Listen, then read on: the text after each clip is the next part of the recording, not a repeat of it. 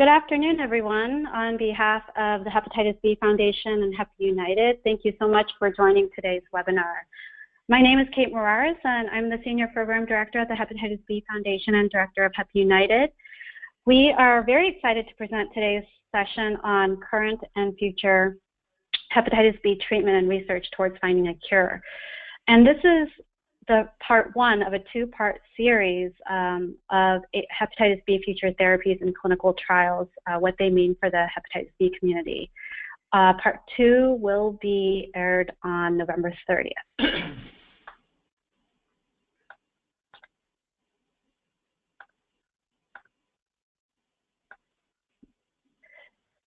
All right, so before we get started, I'd like to review a few housekeeping items and let you know how you can participate in today's Hangout.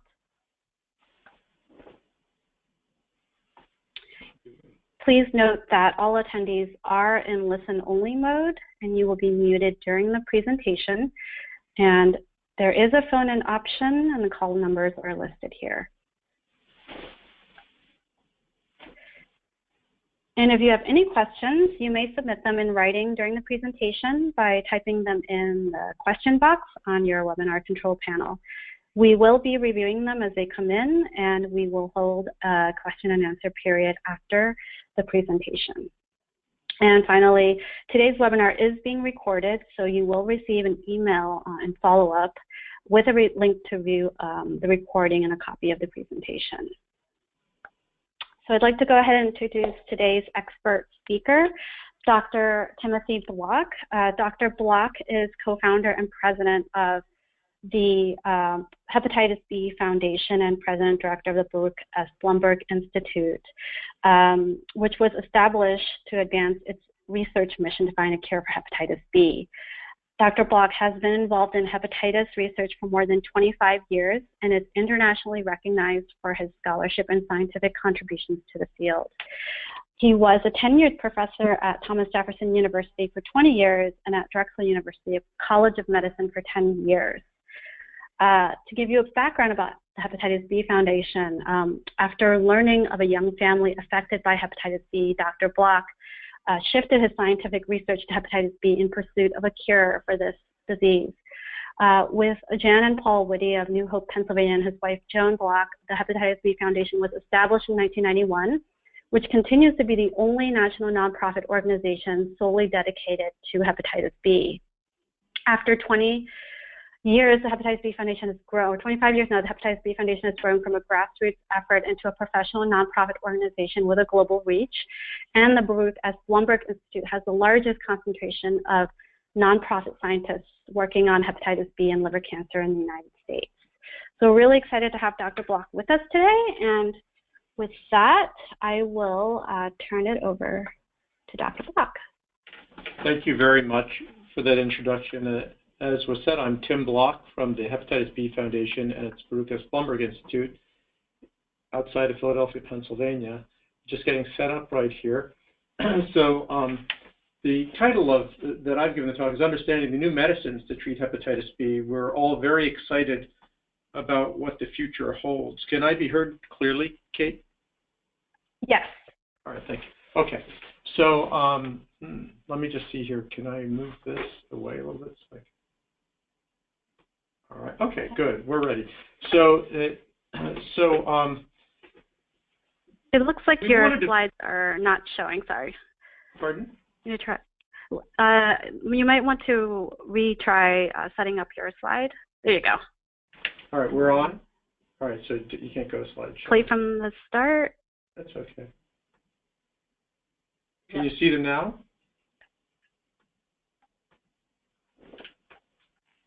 Now I can. You're good to go. Okay, thank you. All right, great. All right, so how do I advance it? I click on that. I'm sorry. All right, got it. I'm learning.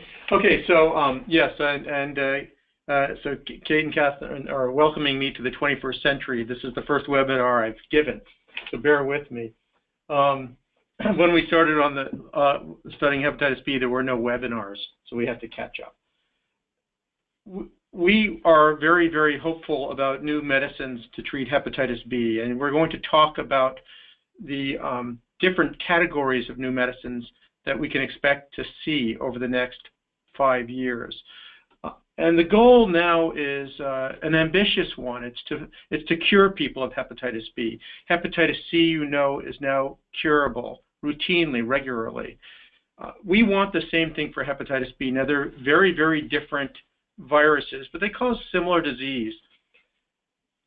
But before we can talk about a cure for hepatitis B, we really have to define it. It's a little more complicated than hepatitis C.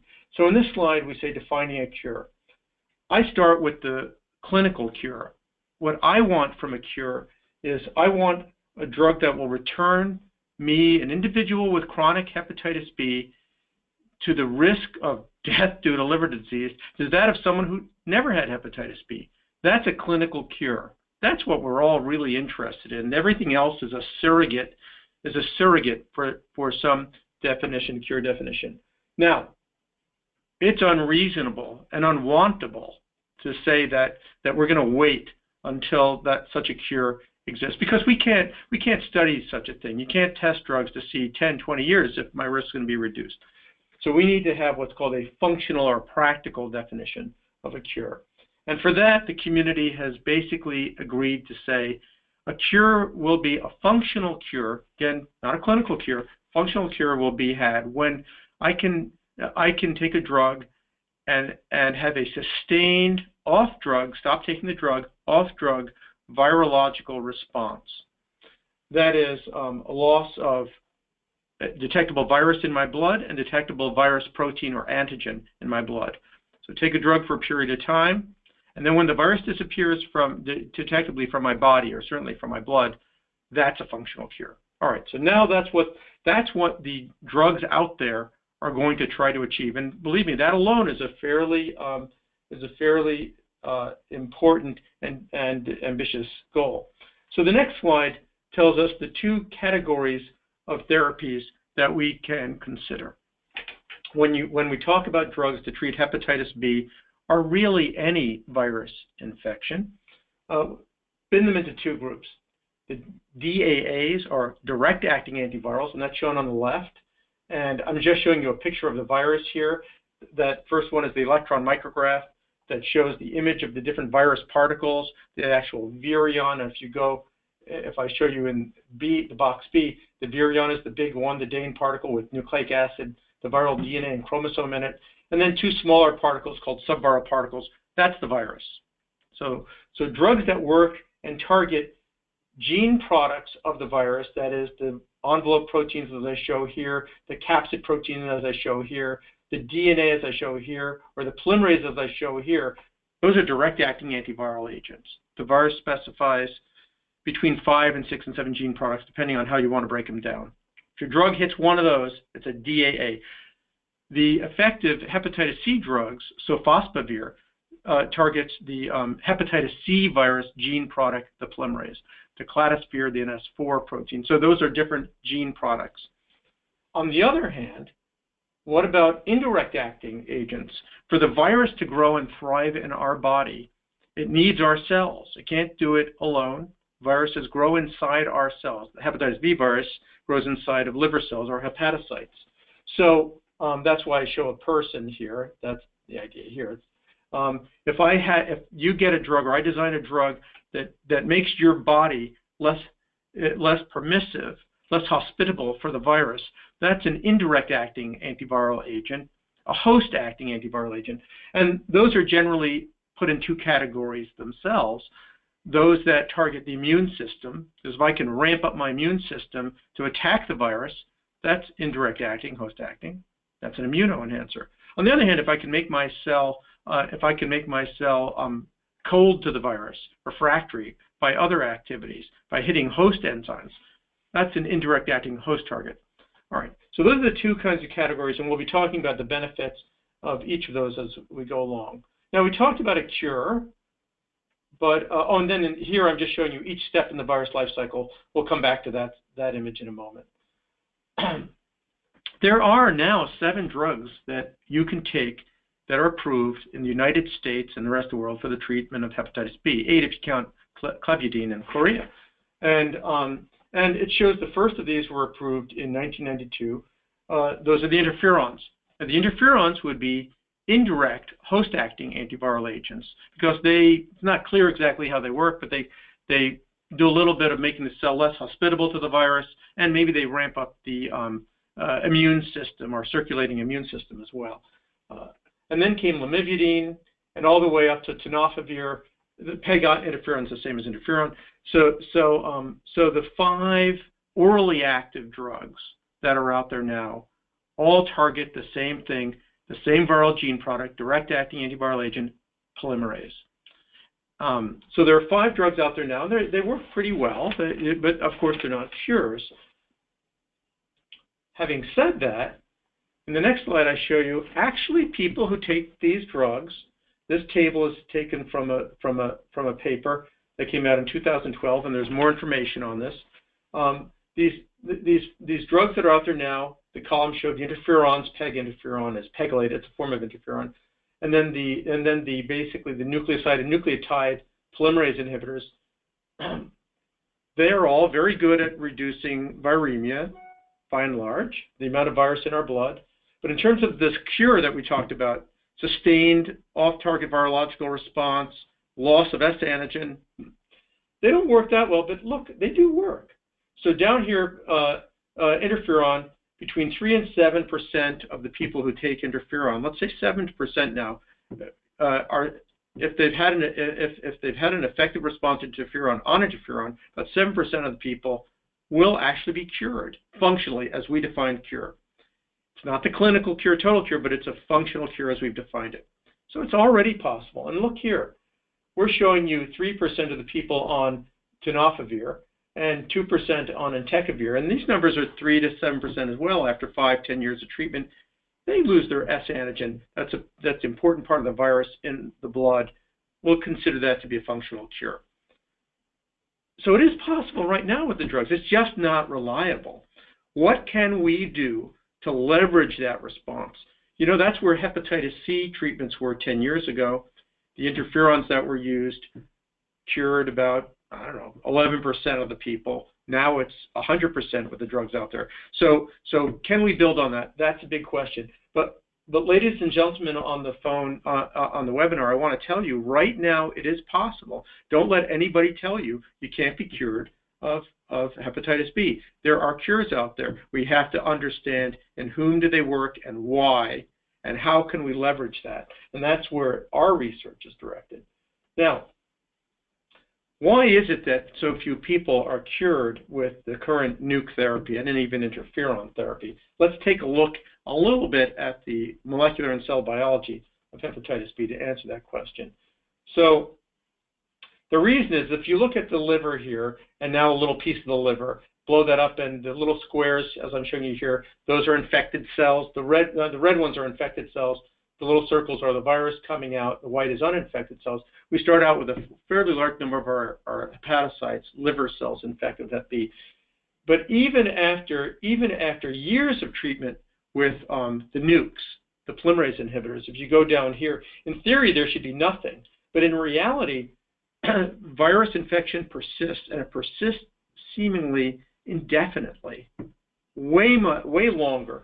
And these virally infected cells continue to spit out S antigen, pieces of the virus, and even virus. That is because, one, there's apparently a piece of the virus in there, the chromosome of the virus, which we'll talk about in a moment, called the circular genome, which is in the nucleus of the infected cell, and we can't get rid of it. The antivirals don't get rid of it, just immune to it. And our immune cells, by this point, people believe, are exhausted. Our immune system, our circulating adaptive immune system, is broken into T and B cells, T and B lymphocytes. The B lymphocytes are famous for making antibody. Well, what good are they to us? They're not making any detectable antibody to hepatitis B surface antigen that will neutralize or hurt the virus. Yeah, we get antibodies, but they're to core, and they don't help, apparently.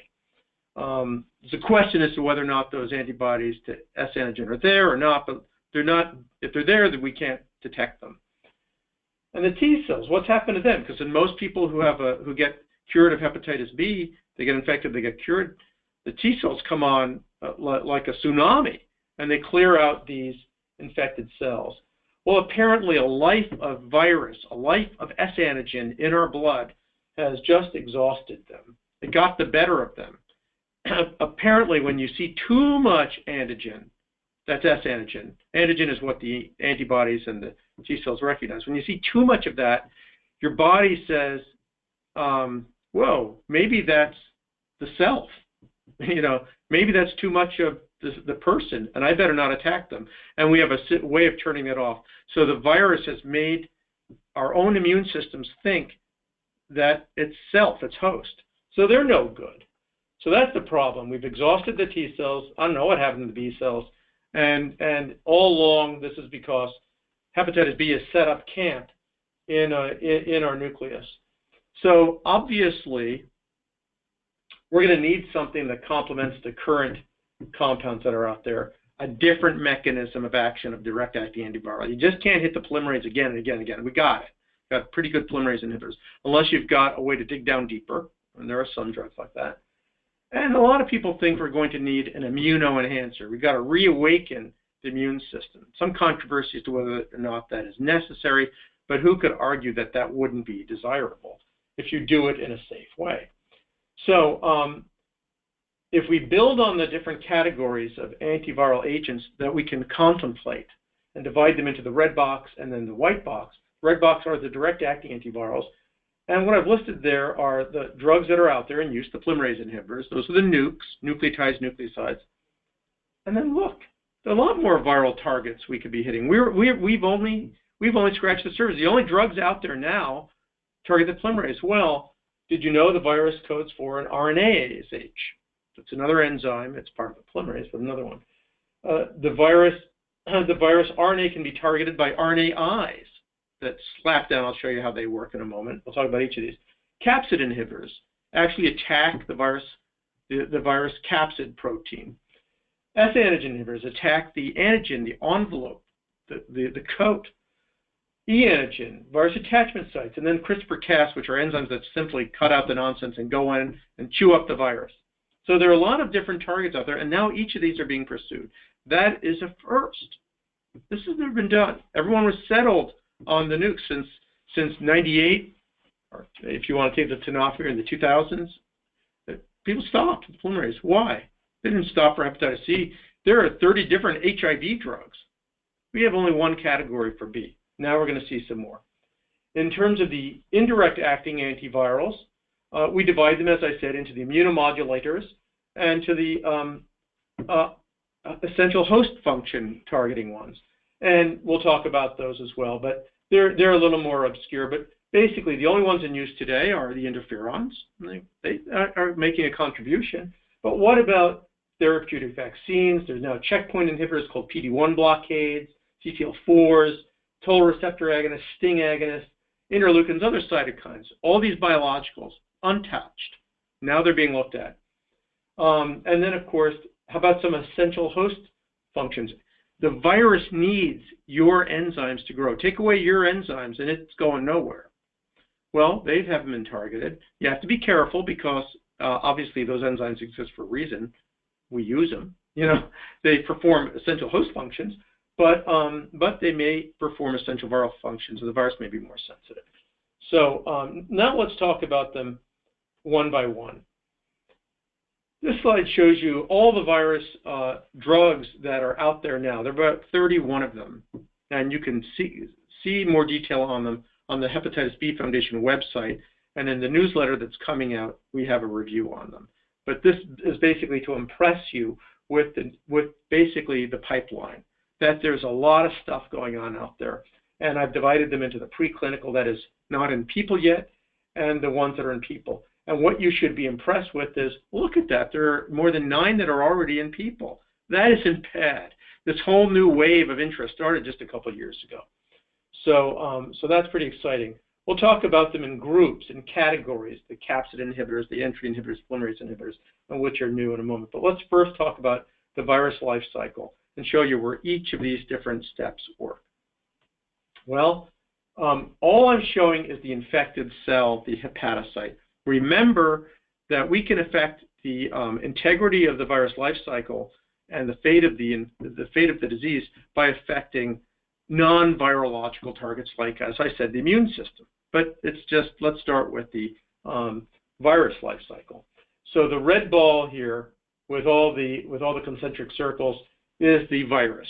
That's an image we made of the virus, and it shows you that the virus is composed of the coat, which is the circular kind of envelope, the S antigen on its outside.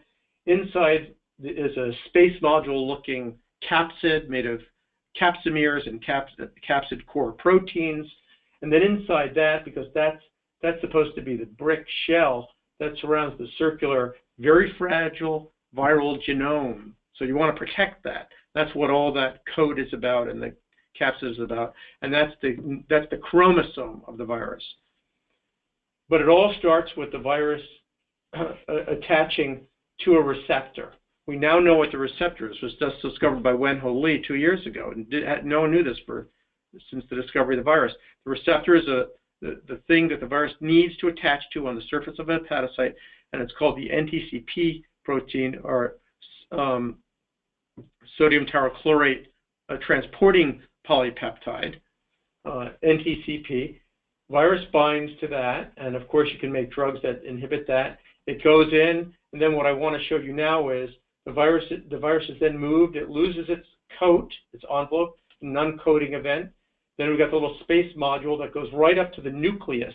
Every cell in your body, except red blood cells, has a nucleus, and inside the nucleus is my DNA, our chromosomes, our 40 chromosomes, and there they are. And that's what makes all of our gene products. Those are our genes. That's where the virus is headed. It shoots its chromosome into the middle. It takes its place alongside those chromosomes, and it's hard to tell the difference between them. And then it is turned into a very, very stable, super stable circle, covalently linked. So it's one continuous circle. So it's hard to cut up. Linear DNA is easier to chew up, but circles are hard for our conventional enzymes that we have. So it's there, and people believe it stays in that circle forever, for the life of the cell. It then spits out transcripts, RNA molecules, and there are two general types of RNA molecules this virus makes. One is called messenger RNA, which goes out and is turned into all the viral proteins, polymerase, capsid core, envelope, X, you name it. And the other one is the really big RNA, and that's called the pre-genome. It's called the pre-genome because it's RNA. It's not really the genome. The genome is DNA, I told you. But hepatitis B is a very strange virus because its pre-genome RNA goes over, follow me here, gets stuffed into the capsid, brand new capsid, as RNA, and then it is transformed into DNA, synthesized into a DNA copy by the action of an enzyme called the reverse transcriptase, just like AIDS. But it's not an AIDS virus, but it uses the same freaky process of turning RNA into DNA, and that's why it's called the reverse transcriptase. Reverse because you never go from RNA to DNA. You go from DNA to RNA, DNA to transcripts to messenger RNA. But this virus and AIDS does something very weird, and then the DNA and the capsid is then excreted out of the cell through the morphogenesis and secretion process that we'll talk about a little later. Each of these steps, little lightning strikes that I show, are legitimate steps for intervention with a drug. And we at the Blumberg Institute have set up assays, and we're very well known for this, and provided these cells to any lab that asks for it. We've set up different assays for each step so you can screen for drugs. And companies are using this system, and we are too. So we have a cell system that we can screen for capsid inhibitors, for S antigen inhibitors, reverse transcriptase. We were the first, even cccDNA inhibitors. We got it. And now we have them for entry inhibitors too. Other people have them too, but the Blumberg Institute's concentrated all these assays. And that's what we've tried to do.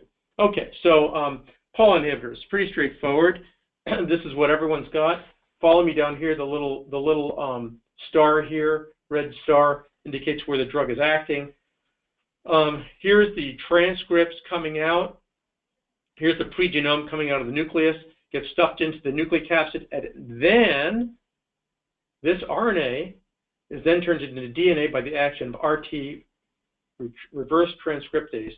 The RT inhibitors, the polymerase inhibitors, all work right there.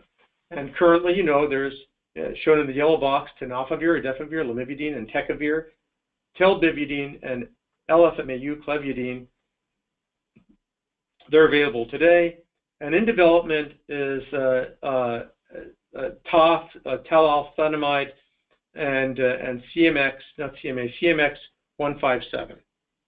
CMX157 and TOF, those are better forms of tenofovir. They're super tenofovirs, go right to the liver, work harder, work better, and they're already in phase 2 clinical trials with CMX157, and TOF, I believe, will be approved for use by us. Anyone who wants it in December, we hope, or very soon. So that's very exciting. I'm expecting big things. They'll do a better job than tenofovir, we hope, and with a little less toxicity, and maybe even drive viral levels down lower. But they're really basically the same, though. They're just polymerase inhibitors. Just showing you more precisely in this slide the mechanism of action. This is just showing you precisely reverse transcriptase, where the drug works. Okay, oops, no, I think did I go back? Oh, now we're on to cccDNA. All right. Okay, everybody wants a cccDNA inhibitor, right? I'm showing you here expanding this infected cell, this little red infected cell. You just see the infected cell cycle. Look at the trouble here. My arrow's on the cccDNA. It is the source of all progeny. Everything that comes out of the virus is made from cccDNA. So if you can repress cccDNA, game over. The virus is done. Except, of course, some people think integrated viral DNA may be contributing some gene products. But for the most part, you'd have gone a long way of stopping all viral gene products if you could get rid of cccDNA. Look at what would happen. I show you here. This is reverse transcriptase. Let me see here in my next slide. You get rid of cccDNA, and that whole infected cell becomes emptied of viral gene products. Very exciting. What can be done? Is it even possible? Well, what's the problem? I'm trying to show you here what the problem is. If you look here at the infected cell that I've been showing you with all the steps and all the business going on, pretend this basketball is the infected cell now. And this pink thing is the nucleus. Inside the nucleus are the chromosomes. You've got all these human chromosomes, 42 of them, and they look like this blown up here in this big electron micrograph here, and that's what we got. The hepatitis B cccDNA in a scale drawing is so small. It's so small compared to all this. It's actually 1/100th of this size. I've blown it up for you. It's impossible, people believe, to distinguish molecularly this from this. So how do you even get at this? I believe it is possible. I believe there are differences between the two molecules, and we're trying to target them. And in fact, it's now known that biologically you can distinguish it.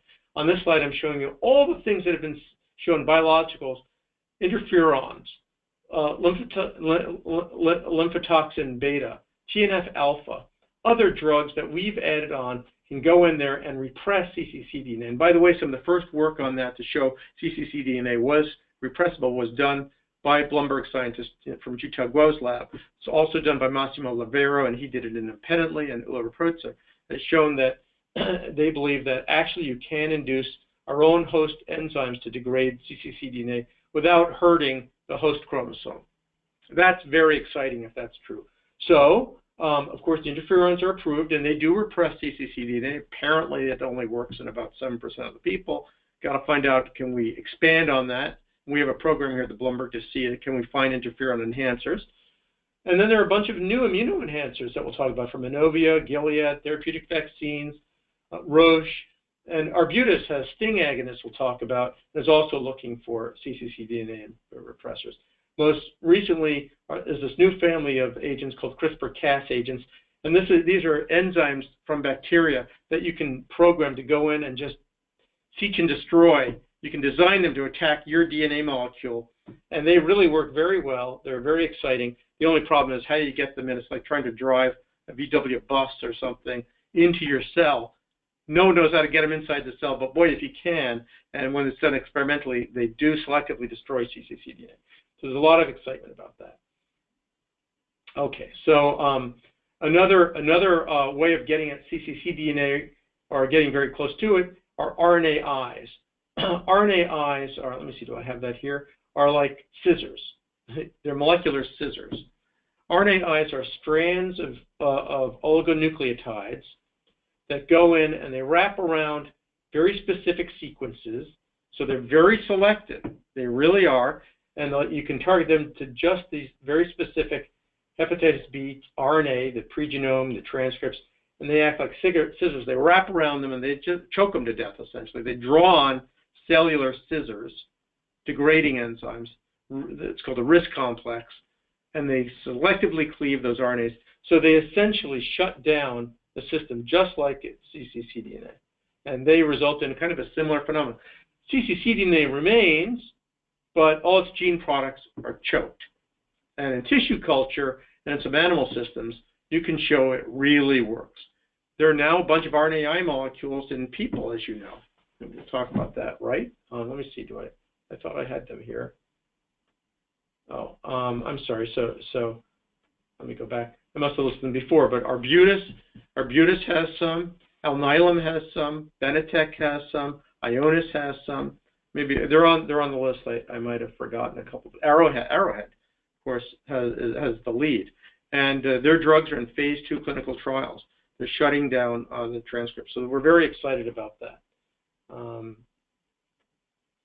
Okay, now that we know there's a hepatitis B virus receptor, you can look for drugs that inhibit the receptor virion interaction, and in fact, there are a couple of very interesting drugs out there now in human trials. Merclid-XB works right at the receptor. It is actually, Merclid-XB is a drug that is a lipopeptide that is designed to look just like the hepatitis B virus envelope protein that binds to the receptor, and so it interferes competitively with that binding. What I show you here is the virus attaching to the NTCP receptor, and the little red thing is a mock. It's a mock virus peptide, and it's like a little decoy, Star Wars type decoy, and it prevents the virus from binding. And this drug works very well in people. It's been shown to knock down viremia, and what's so nice about it is it works very well for hepatitis delta virus because, by the way, hepatitis delta virus uses the same entry pathway. So if you can prevent the hepatitis B from getting in, you're likely to prevent hepatitis D delta, and they're showing that it works. Okay. Next is our capsid inhibitors. Okay, so here's the virus-infected cell cartoon again. Over here, I'm showing that the pregenome, that big species of RNA that comes off the cccDNA, it's the full template of the virus genome. It gets stuffed into the space moon-like modules.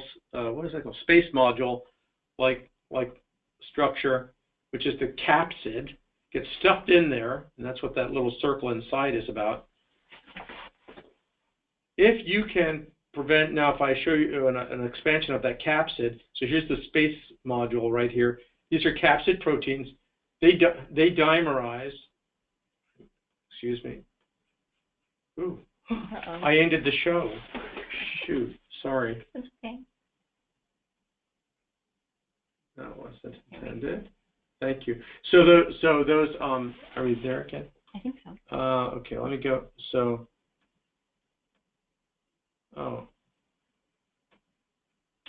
S antigen. I don't want to go to S antigen. Okay, so these little capsids, they dimerize. In other words, they come glued together. If you can prevent that from happening or interfere with the structure, then you'll have a potent antiviral. Those are capsid inhibitors. And yes, indeed, there are a number of companies that are moving for capsid inhibitors. Bavira probably has the one that's farthest along. That's already in phase 2 clinical trials, and it's reducing hepatitis B levels. Arbutus has one. They've licensed the one we created here at the Blumberg, and I think Roche has one. Johnson & Johnson has one. So a bunch of companies, and what's this, GLS? I have the list there. Sunshine Pharma has one. Assembly is a leader in this area. So there are at least 4 or 5 that are entering clinical trials. Ladies and gentlemen, that is good news for us when we've got a number of companies going after the same target.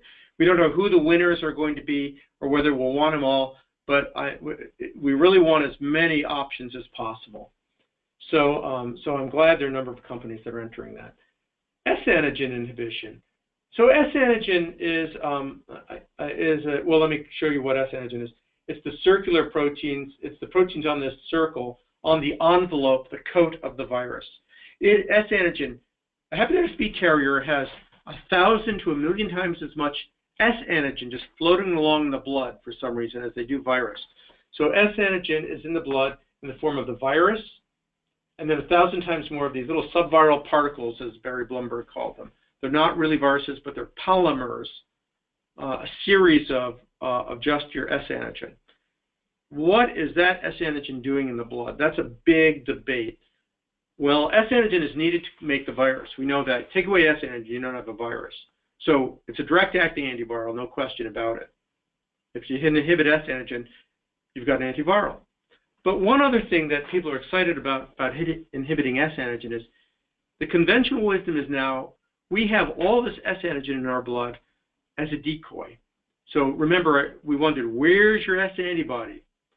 A lot of people think it's attached to S-antigen. And some scientists have shown in some people that's true.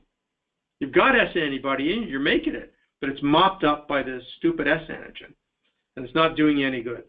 Another possibility, and there's evidence for, is this S-antigen is the source of exhaustion. There's so much of it, and the virus has evolved. This is the way the virus makes you think it's you. There's as much S-antigen in you as there is alpha-1 antitrypsin, a perfectly normal protein, and it's in you from birth. And so you think S-antigen is you. So you don't make you don't make antibodies to it, and you certainly don't mount a T-cell immune response to it. So if we can take away S-antigen, now people are excited about that. And I can't see what the drugs are. So they're now we were among the first actually to introduce a candidate S-antigen inhibitor, but we're way behind in the race because our drug is still in early development. But I like to take some credit for having thought of it. Can't hear anyone snickering on the phone, but certainly we did pave the way for it. There are now a number of companies out there that are introducing S-antigen inhibitors. Arbutus, of course, is the one that's licensed to ours, and then Replicor is the farthest along, and they have an S-antigen inhibitor that's in phase 2 clinical trials and showing very exciting results if that can be confirmed. I think Roche has an S-antigen inhibitor, and my little screen's obscured. That's all right. We'll come to it again. You can see in the yellow box who's making S-antigen inhibitors, but there's a growing amount of interest in that.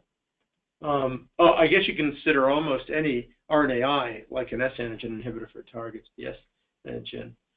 Hepatitis D virus, Delta. Gosh, that never gets enough attention, and I feel bad about that.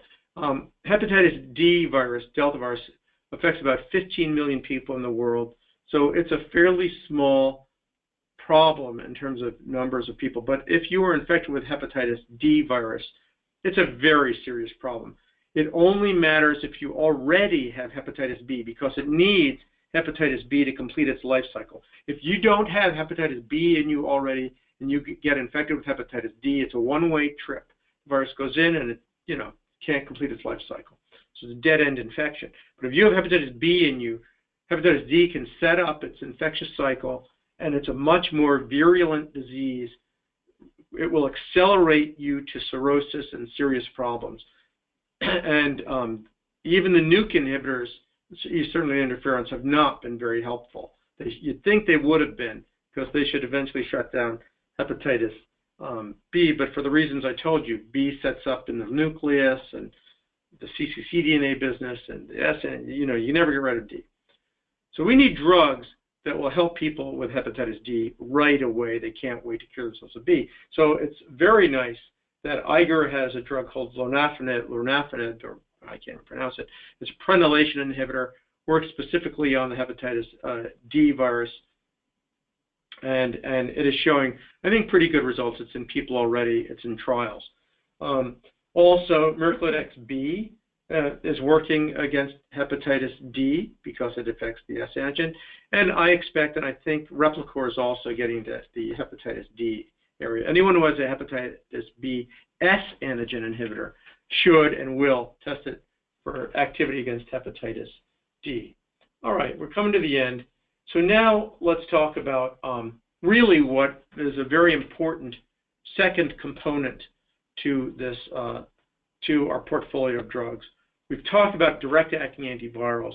I've talked about them in most depth, but actually a more complicated and probably equally important area to get into is are the adaptive and innate host defense acting molecules. The adaptive immune system, as it's called, those are your T and B cells, your antibodies and your lymphocytes. It's called adaptive because you can train them. They get trained. They get better in theory. They adapt. They see something bad, a pathogen, an infectious agent, and they multiply in number, or they refine themselves to get tougher. All right. So it's adaptive. And you can immunize and vaccinate against that, in theory, if you haven't been infected. So when you get a hepatitis B vaccine or flu vaccine, you're going to your adaptive immune system.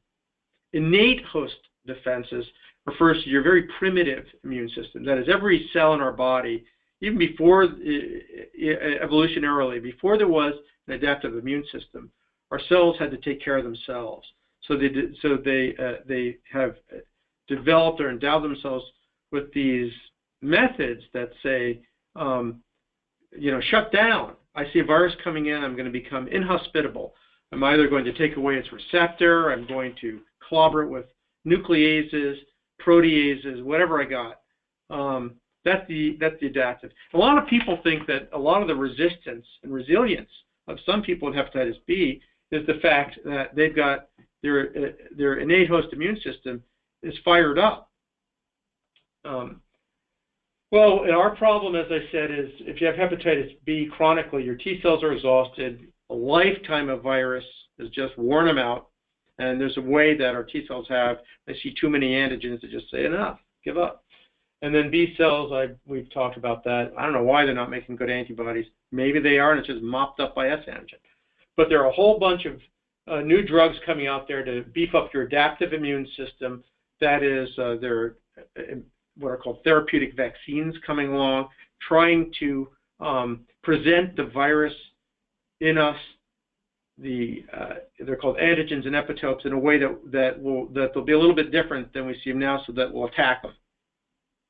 And then there's more work being done on innate host activation. Oh, and with the adaptive, the hope is if you can knock down the virus load long enough with other drugs, direct-acting antiviral agents, and get the virus level down to where there's no virus detected in your blood, the antigens are down, maybe then if we throw on adaptive vaccine-like things, we'll be able to handle them. We'll break the exhaustion. And on the way there, maybe we can fire up those cells with innate host activators. And I show you the companies working on that. So here I'm just showing you how we've broken the infected cells into 6 different steps, and we have assays for each of them, and there are now drugs targeting each of them, some in just preclinical, but 3 of them already in human trials. And on the right side is my attempt to portray drugs that are targeting the adaptive immune system. The final slides show us an illustration to remind us that actually hepatitis B is not just one static disease. This is making it look like it's progressive, like initially we start with an immune tolerance high infectivity stage where there's a lot of viral DNA in your blood, a lot of antigen in your blood, and even a lot of E antigen in your blood, and you progress to an elimination phase with hepatitis, and then ending up in an active phase. But it isn't really progressive, but we do divide ourselves into 3 groups.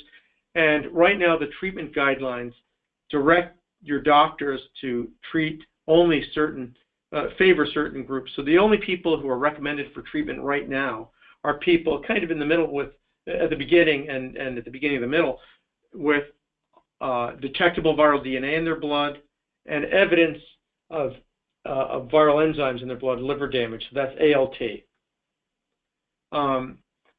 Of course, you must consult your doctor, and everyone is different. And if you have a family history of liver cancer or other disease, that may change the treatment recommendations. But you work with your doctor, and you got to know your clinical status regularly, twice a year.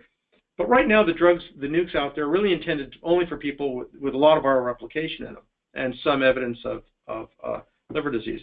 As drugs get better and safer and more limited duration use, we're going to want to take a look, I believe, at treating this population earlier on when there's even no evidence of liver damage. Treat people before there's any beginning of liver damage to have the best effect. And I believe that is where we are headed. So the goal of the Hepatitis B Foundation is the same goal as the World Health Organization. We join in. No one will die from hepatitis B by 2030. I frankly think that is a little long to wait. We want a cure. We think it's possible and necessary, and we want it sooner than 15 years. We think we're going to be seeing some very good drugs out there for use in the next 5 years.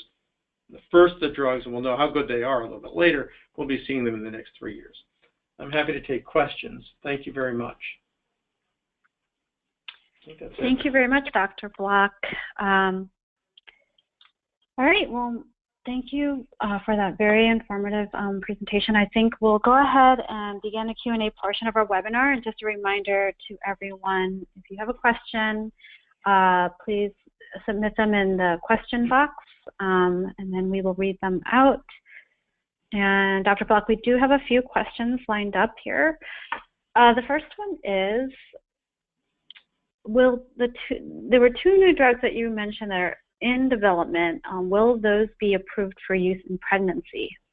That's a very good question. So the 2 drugs that are farthest along right now are the Gilead drugs and the TOF. And now that was approved for use for HIV. And I can't remember if it was approved for use in pregnancy. So I don't know the answer to your question. I don't believe the other drug is being tested in pregnant women at this time.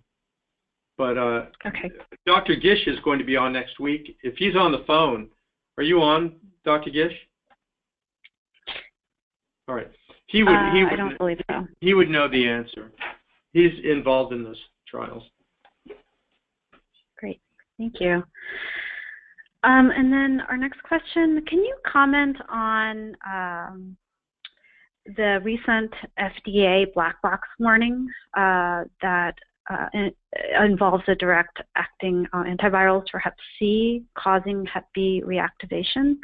Yes, I can. There are 2 types of reactivation that I'd like to talk about.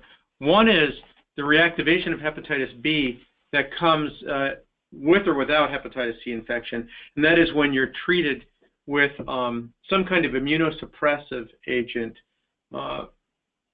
and rituximab is one of them, the most famous one. But there are many drugs that are used to treat cancer or immunosuppressive agents seem to reawaken otherwise dormant hepatitis B virus in people, and you must be and that happens quite frequently. And so before anybody, but certainly someone who has had a history of hepatitis B, but before anybody goes on any immunosuppressive drug, it is my suggestion that they know their hepatitis B status, because it's very easy to prevent the problems of reactivation hepatitis B, which can be life-threatening.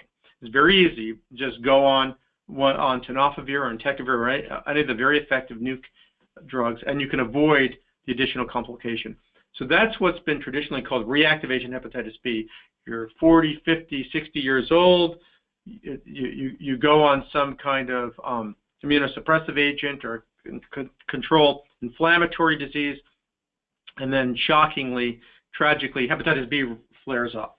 Happens in about a significant fraction of the people who have hepatitis B and take those drugs. It can be very significant.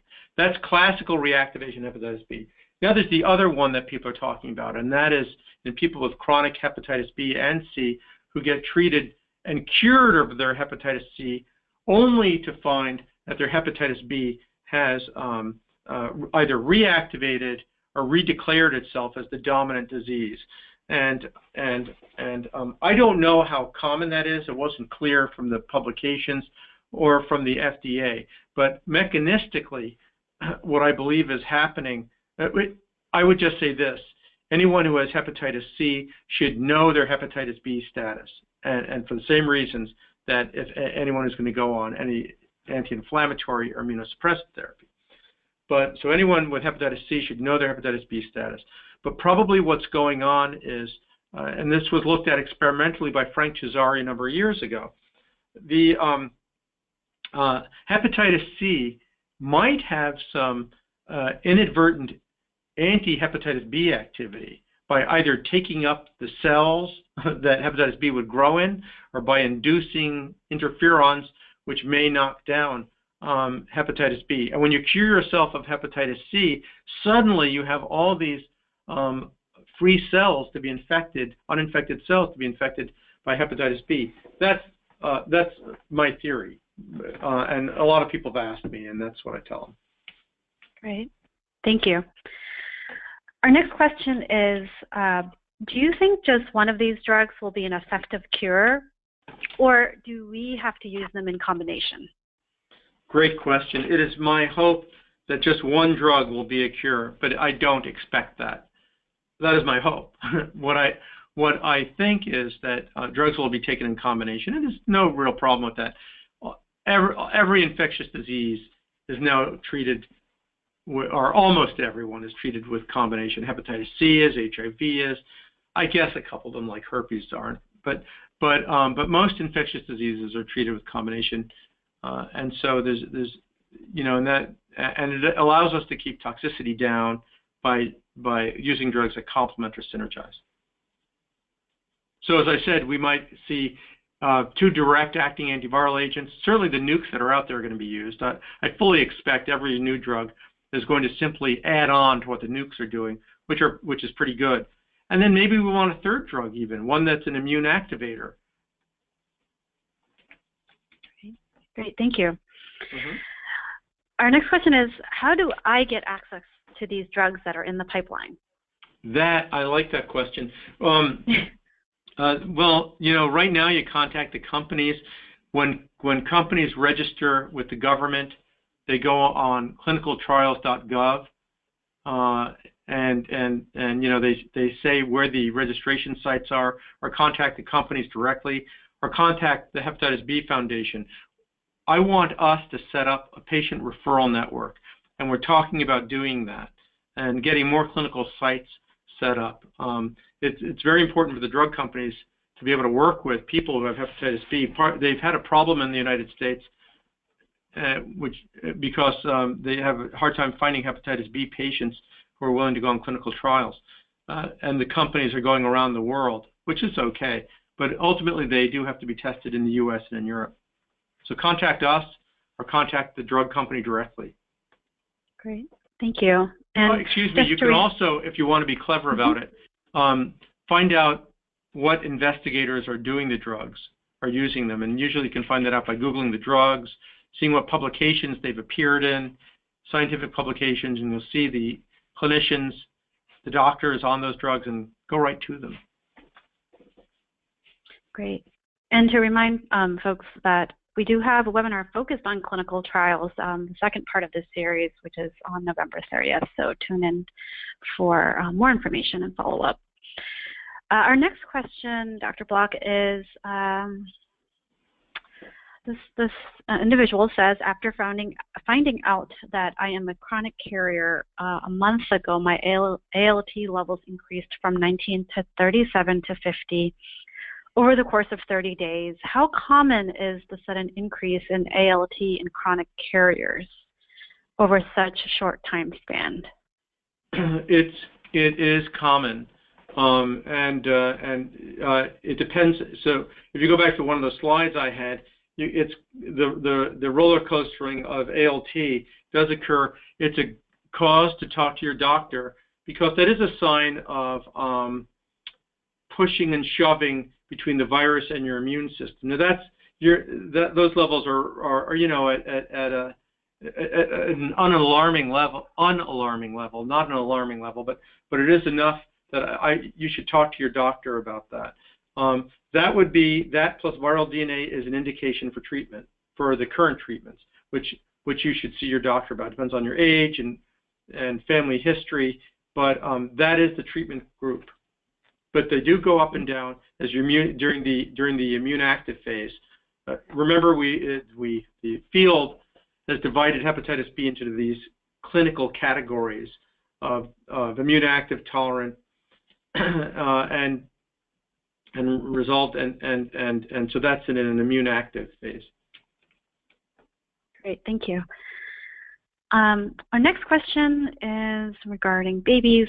Is a cure for babies born to HBV-infected mothers being developed in similar fashion, or are there other factors to be considered? The cure for a baby born to a hepatitis B-infected mother, there is a cure, and it should be used. When a baby is born to a mother with hepatitis B, in the delivery room, within 24 hours, okay, 48 hours is the limit, but within 24 hours, that baby should be given vaccine to hepatitis B and gamma globulin to hepatitis B.